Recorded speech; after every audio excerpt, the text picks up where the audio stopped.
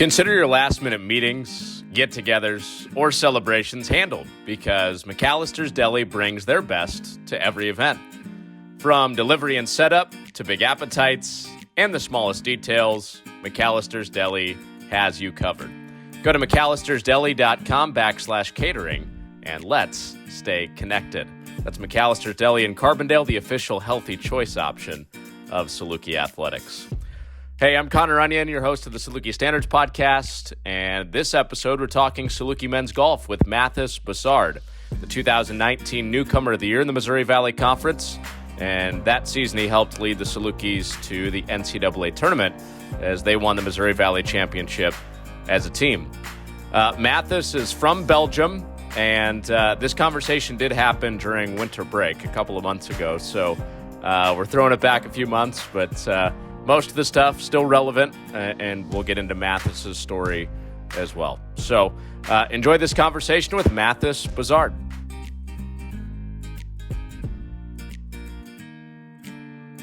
Hey Connor, thanks for having me. Actually, everything is going pretty good. With the circumstances, everything is fine. It's good to be home. Haven't been home since August, and it's good to see the family. It's been a crazy year for sure, but we're just making it work, and I'm excited. I hope that next semester everything goes back to normal and that we can have a season. So that's basically what's going on. Yeah, I should have started with good evening to you and good morning for us. We're wrapping up breakfast, and you're back home in Belgium ready for dinner. Excuse me?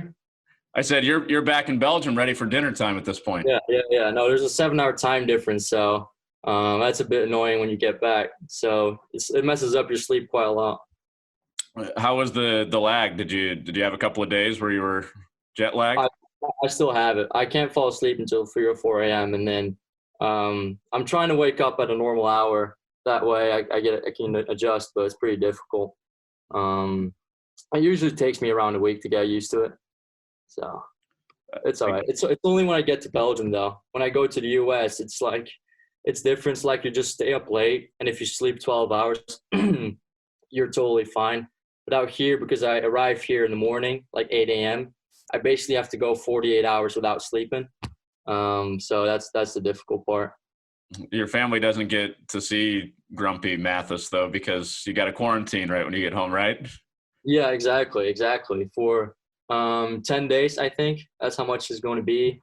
And whenever I get back from the airplane, because I've been up for so long and they haven't seen me in 5 months, obviously they're starting to ask questions, all that stuff. And I'm just thinking, I just want to go to bed. Like it's like I'm trying to not be grumpy at all. I'm trying to be as nice as possible. But then they're asking loads of questions, and I'm just like, I'm just trying to get some sleep. Like you can talk to me as much as you want at dinner, but right now I just trying to go to bed. I don't hear anything you're saying. I just want to go to bed. No. I'm saying that's kind of the scenario when you got jet. Exactly. It's an hour car drive from the airport to my house, and in the car, I'm just sitting trying not to fall asleep because they're talking to me. So I'm like, yeah. Well, you guys had a chance this past spring to potentially repeat as conference champions, and in March things get shut down. How difficult was that not to get another crack at a conference championship? It was very, very difficult. For sure, since I think every single one of us were disappointed with the season that we're having thus far. And I felt like we were turning it around. We were getting our form back, and I was excited to go out and kind of redeem ourselves a little bit, trying to make ourselves feel good about the season. And everything gets shut down, and all you have for those 5 months of quarantine is you look back on a season that you're kind of disappointed about, and it was the worst thing ever. Like the last tournament you look back on, you just think about how kind of like you should have done better and all this stuff. But we're having another go this semester. Positive thing is we're feeling good. The team's feeling good, and now we can win back-to-back. That's what we're saying. If we win back-to-back, 19 and 21. So that's where the focus is at. Yeah. How much could you play when things got shut down and you couldn't be around your teammates and stuff like that? Did you get out by yourself? So I think I stayed in Carbondale for 2 more weeks, and then I left end of March, begin April, And then the first 3 weeks here in Belgium, everything was in lockdown, so even the courses were closed. And then because I'm on a national team in Belgium, they opened facilities just for the national players and for the players that are on the top of the country. So I could practice for 2 weeks, and then they just opened up the golf courses for everyone. But yeah, I just basically for the first 2 months I just practiced by myself. A lot of mental type stuff. I mean, did you replay some of the holes from throughout the last spring and fall? Oh no, for sure. I beat myself up quite a lot about stupid stuff I did in the tournaments. But at the end of it, that's how you learn. Mentally, that's how you get better. Is if you think about the mistakes that you made, and if you think, okay, how could I have done that better? How could I have controlled my emotions better? So yeah, and I actually got into meditating then over the quarantine. So I used that time to start meditating, which I think is quite interesting. I thought was very helpful as well. So no, I tried to use my time as good as possible. Why'd you turn to the meditation? That's interesting. It's basically what meditating is about is you give yourself time between the reaction and something that causes a reaction. So in golf, if you're not playing well, it's very easy to just get down the road and start beating yourself up and lose yourself in the round. Meditating gives you basically the extra 10 seconds where you breathe and start getting back in the present, thinking about the now, which is huge for golf. And honestly, there's loads of teams that do meditating. On my flight home this week, I sat next to the national coach of the U.S. women's soccer team. He's from Belgium, actually, or he works with the national coach of the U.S. And he was talking to me how the Miami Heat, he works with them, how they use meditating as well. So there's loads of athletes, loads of different teams, loads of different sports that use meditating, and there's a huge advantage to it in sports. Is that something you do before a round, or is that something you can tap into, while you're walking down the fairway getting ready to putt? It's I think it's more of in the beginning of the day. That's where I do it. It's this app that I use. It's and it's before you start your day with 10 minutes of meditating, and then you can use those techniques throughout your whole day. It doesn't have to be with golf. It just can be whatever in a situation where you feel stressed. If you just take a breathe for 10 seconds, it just brings you back in the present, which I think is good. Yeah. Do you think that's something that you would have acquired if COVID hadn't happened? I for sure wouldn't have used it, because in the 3 weeks that I couldn't play golf, I was still trying to get better. So I was trying to find loads of different things, trying to think outside the box about what can make me better. And I also used this fitness band called Whoop. I'm not sure if you heard of it or not. Mm-hmm. It's basically a fitness band that tracks your sleep and your recovery and all that stuff. So I got into how much sleep you need, what you need to do to recover as fast as possible, and all that stuff. I tried to learn that. So I was really, really trying to get better outside golf, basically, just trying to become a better athlete, I guess. Hmm. You're very analytical about your performance, aren't you? Yeah, I like to. It's if it can it doesn't have to be much, but if it gives you an advantage to your opponents, then why wouldn't you do it? If it's out there, the information is out there for you to use, and all you have to do is just do it, and it gives you an advantage towards other people, then why wouldn't you do it? Mm-hmm. I'm curious about the conversation you had on the plane. What all did you pick up on from that conversation?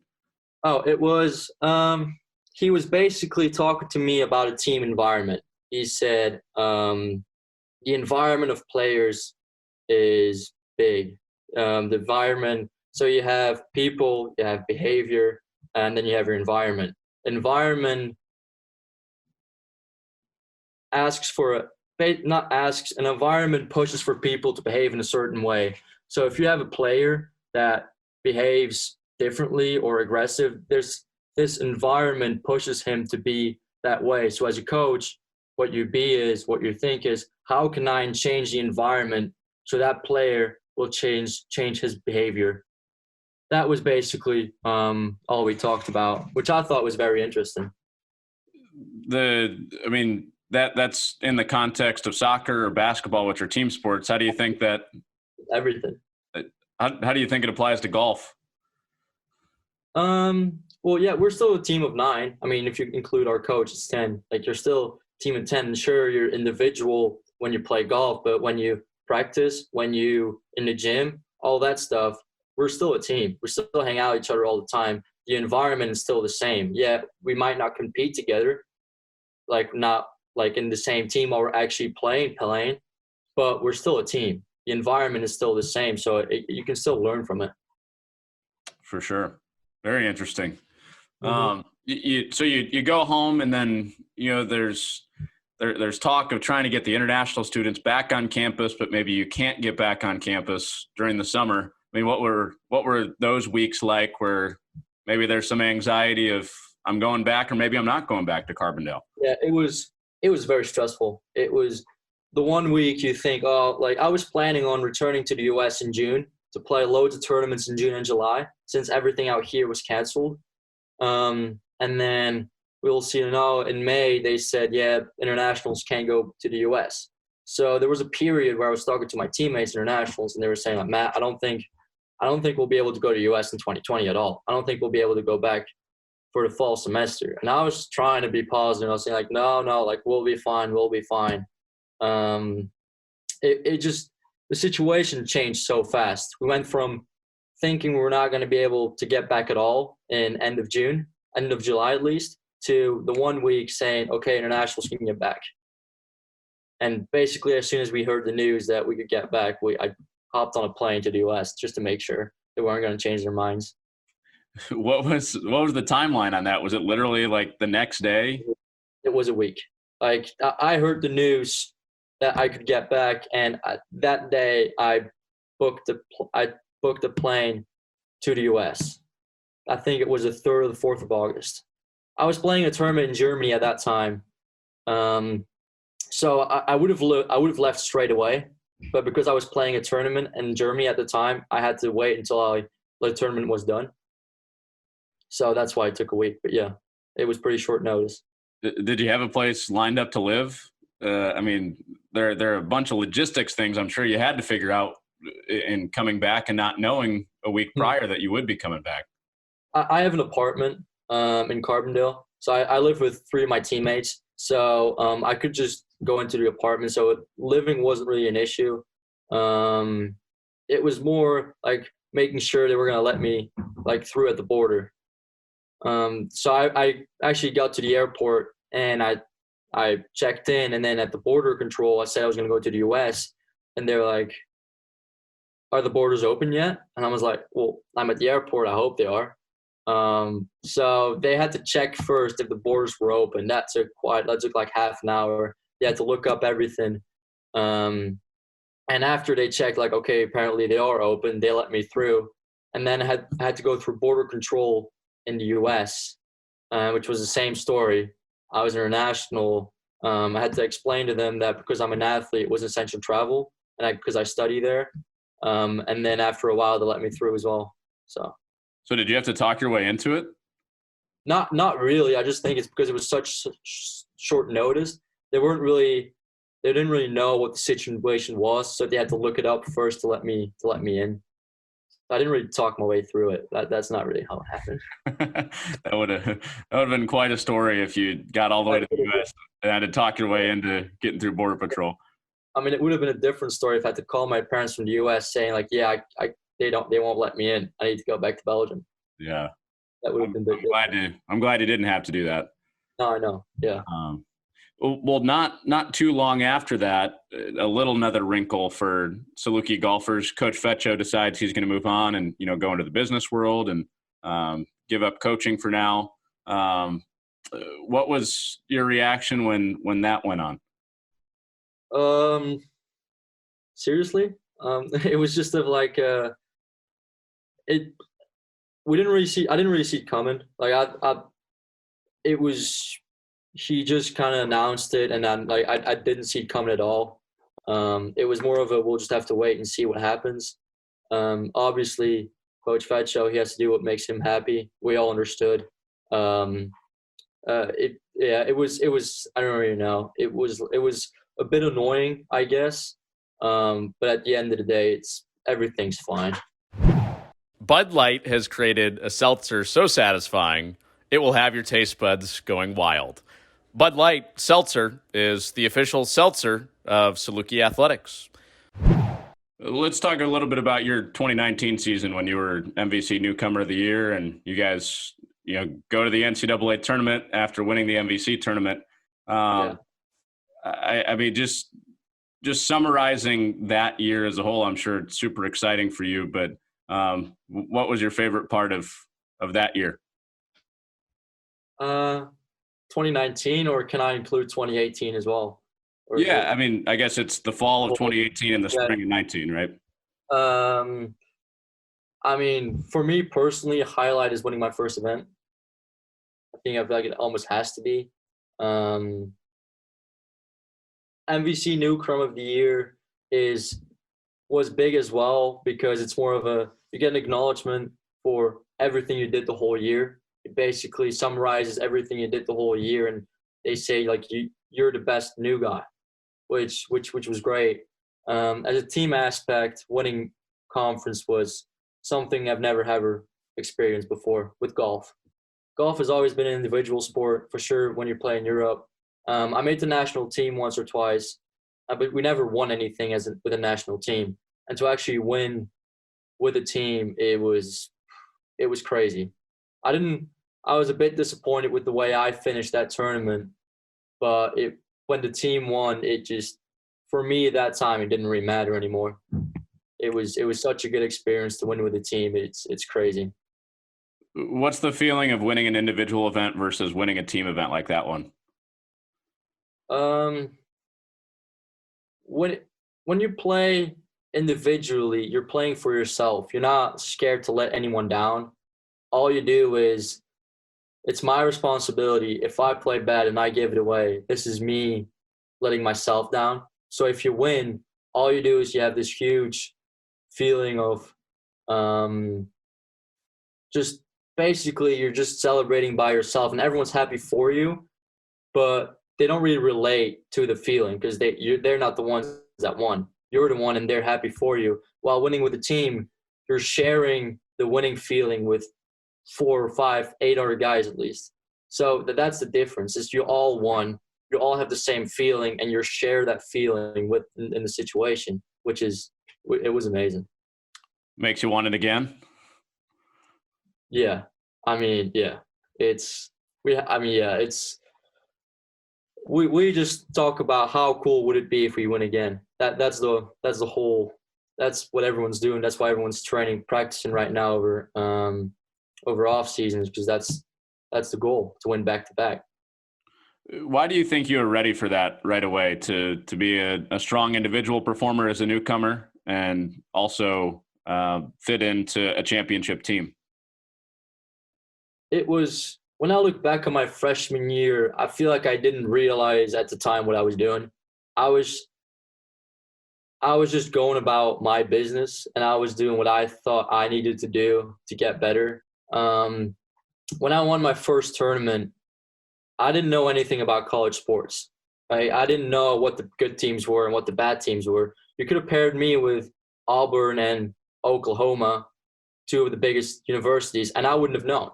You could have paired me with the smallest universities, and I wouldn't have known. I just focused on what I could do, and I went out and had a great week and won the tournament. And I feel like that's what I did the whole year. Is I didn't really know who I was competing against. I was just taking care of myself, and that on top of playing good golf, I just had a great year. And then with the championship team, I'm not going to say it was easy for me, but it kind of was. If you have Luke and Peyton, the 2 seniors at the time, they were both great players. They they were both number 1 and 2 on the team, and I was third, and I never really thought about being third. All I was focusing on is how they were beating me. And so I never really had a feeling of, I'm like, I have done enough. I've always like, they're still beating me. I want to get better because I want to beat them. And that was sort of the whole focus for me throughout the year, was just trying to beat Peyton and Luke. And if you see how they're playing on professional level now, it doesn't surprise you. It just shows how great of a players they both are and how important they were in that year in the championship team. Now that you are more aware of college sports, is it harder? Do you think more about what you're doing when you're doing it? I feel like my sophomore year did. I think for me personally, that's the reason why I haven't had a great sophomore year, is because I got caught up in the whole thing of last year I beat all these players that are in big teams. Now that I know they're big teams, I've beat them before, I should beat them again. But for some reason, it's more difficult. But I'm trying to step away from it. It's at the end of the day, they're just players. Like, and it's quite funny. I saw an interview with someone, and they were basically talking about how you shouldn't, like, it doesn't matter who you're playing against, because at the end of the day, they gotta take as well. It's not really how I wanted to word it, but they're just humans as well. Like, yeah, sure, they're good golfers, but it's like they're just people as well. Like, there's no reason why I wouldn't beat them. Like, I'm putting in the work. I've beat them before, so if I just go out and do my thing, there's no reason why I shouldn't beat them. That's kind of the mindset that I'm trying to have. That's beautifully worded, by the way. Yeah. What's a technical tweak that you've made in your swing or in a certain part of your game from freshman year to junior year?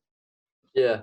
If I look back, pure technical, I think I'm 10 times better now than I was freshman year, which is quite not, I wouldn't say weird. I've been working very, very hard on the technical aspect, and I feel like my knowledge about everything about the game is so much more than where it was freshman year. And I was talking to a coach out here in Belgium, and he was telling me, he's like, sometimes you got to take 2 steps back to take 3 forward. And I feel like that's kind of what I'm trying to do. Not on purposely, but like sometimes you're always going to go through dips. You're going to have times where you're not playing as good, and then you're only going to come out stronger. Technically, what I'm working on now, I started seeing this new swing coach in Nashville. He's been helping me quite a lot. His name is Ben Pelicani. I'm very, very happy with everything. And I just started working with him 3 weeks ago. So we're working together through the off season. And basically we're working on putting and then long game, trying to. I could say a whole lot of technical stuff, but I don't really think it would make sense. So that's all right. You could sprinkle a little on us. Basically, what I'm trying to do is I'm trying to have a better turn in the backswing. So have better rotation, have more depth in the backswing. That way I can shallow it out early.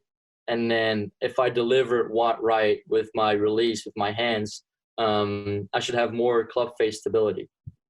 So let me see if I follow this at all. So Okay. more depth in the backswing is, in layman's terms, you're going further back behind your head? Not really. Okay. I'll try. So if you look at a golf swing from down the line, right? Okay.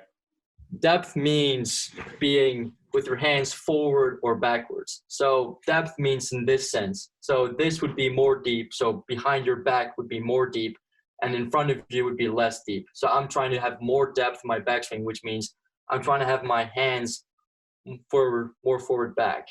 Okay. So not exactly behind the head, but behind the back. Yeah, exactly. Gotcha. Yeah. And then the second part was what? Shallowing out. Basically, again, if you look at the swing from down the line, which basically means you're standing behind someone while someone is hitting towards the target. If you look at the shaft, so the shaft of the club is basically the steel on the club head. If you look at the shaft, the angle of which the shaft is when your left arm is parallel, it can be steep, which is if it's vertical, it's steep, and if it's horizontal, it's shallow. Obviously, it's never going to be horizontal. If it's somewhere in between, you're shallow. Trying to shallow the club actually means trying to have it more horizontal than vertical. Gotcha. Does that make sense? Okay, and then the finishing piece was what? The release. So basically, if you have a wrist, there's 2 movements with your wrist that's possible. So you can move it up and down or left and right. Up and down is a preferred motion with golf. Left and down is a whole lot of bad stuff. You're going to start flipping it and have no real control over your club face. Basically, what I'm trying to do is let my left wrist move more up and down and have more of that wrist and hold it. That's the main thing. Hold my wrist through impact with the ball. And that way, kind of hold it. That will make the club face more stable. So depth on the backswing, shallow, yeah, and then solid stable with your wrist. Hold with your wrist. Exactly. That's what it is. Gotcha. Okay. I can see people that are listening to this at home kind of like going through the motions and getting all messed up with the hands. That's what I had to do. As explaining it, I had to sit here and thinking like, okay, so depth is behind the back, I guess, and then yeah. Well, that's pretty good. I think people around the Carbondale area are going to be tearing it up now when they drive. Oh yeah, for sure. That was a sweat trying to explain it. That was a sports science lesson with Matthis. Yeah. What golfers do you study? What golfers on tour do you like to watch to get better? Anyone, and particularly someone who I have huge respect for, is Bryson DeChambeau. What he's done, I'm not sure if you know it or not. What he's done during his off season, he's put on 40 pounds. And he's really, really starting to hit it farther. Just shows that golfers are athletes. I think that's where he took the game to the next level. Bryson, he started seeing golfers more as athletes. He started working out a lot more. I mean, every single one of the people in the like top 100 works out loads. So that's not it. But he's been really taking it to the extreme and gaining pounds and really just trying to get jacked basically. And that's really, really been helping him. Someone else I love to see is Rory McIlroy, and then obviously Tiger Woods. That's the obvious choice, isn't it? You talk about the strength training. I mean, how is that applied to you? You didn't come in as a huge physically imposing presence, but how have you added to that part of your body and your game? I'd say I was pretty big. No. Yeah, it's for sure one thing I need to work on. I mean, pretty obvious. If you see me, I'm not one of the biggest guys at all. But that's kind of what I've been saying. If I can put on some pounds, gain some distance, that's only an advantage I'm going to have. So no, that's for sure. That's one of my main work points is trying to get bigger and stronger and trying to hit it further. So yeah, that's basically it. Wasn't that a thing with Tiger for a while? I mean, he almost got too big. Where he took it to the extreme. He messed up his knees. He went through, just for the sakes of it, because his dad was in the army. He went through Navy SEAL training just for fun. He just wanted to see how it was, and he absolutely just murdered his body that way. So he had loads of injuries, in his knees, and then he had lower back problems. If you're smart with it, if you're smart with the way you lift weights and that stuff, then you're fine. You gotta do loads of stretching. That's probably that's the main thing. Right. Final couple of ones for you. In Belgium, you're so close to so many countries. I know you were talking about how you've played a couple of different countries, but Netherlands, Germany, France, England, all you can get there within a few hours. Where's your favorite place to travel throughout the continent? I love Italy. I've been to Italy loads of times. It's not really the closest country, but Italy is by far, I think, the most prettiest country. They basically have everything. Up north, you have the mountains where you can ski, so basically the Alps. Then you have Rome. I went to Rome twice. Then you have Florence. Went to Florence 4 times. And then you have Venice, which is beautiful. Then you have Sicilia. It's like the food, the people there, the culture the country has, everything about it I think is great. I really, really like Italy. you ever been to a So, place called Space Club in Florence? Space Club. I don't think I have. No. That No. was Why? that was a favorite spot when visited my best friend abroad. We went down to Okay. Florence, place called Space Club, and then those lunch markets, where you just, I mean, they've got loads of the pastas and the cheeses and stuff like that. You ever just walk through on lunchtime down there in Florence? Oh yeah. Have I? Yeah. Yeah, loads of times. Yeah. I always get the same thing though. That's kind of the person I am. The second I found something I like, I just stick to it until I get just sick of it. There you So, go. There you go. Do you speak any other languages, being well traveled? so my native language is Dutch, Flemish. Then I had French in high school, so I would say I'm pretty good at French. Obviously English since I've been in the U.S. for so long. I've had German in high school, but I wouldn't really say I could have a conversation in German. So I'd probably stick to Dutch, French, and Flemish. So English. yeah, when did the English come? Was that something you spoke right away, or? No, I had English in high school for 4 years. And actually, before I came to the U.S., I thought my English was spot on. Like, I thought my English was great. And then when I first got in the U.S., it was quite embarrassing because my teammates, at the beginning of the year, freshman year, they love to make fun of me for the way I spoke, like English and stuff like that. I would make loads of grammar errors. So they thought it was funny to just laugh with me about that, but it's all good. But I feel like now my English is at a point where it's pretty good. So if I'm in the States for a long time, sometimes people can't even tell I have an accent, so they don't really know that I'm from another country. So. Hey man, you just knocked out a 30-minute podcast in English, so pretty good. There you go. Thank you.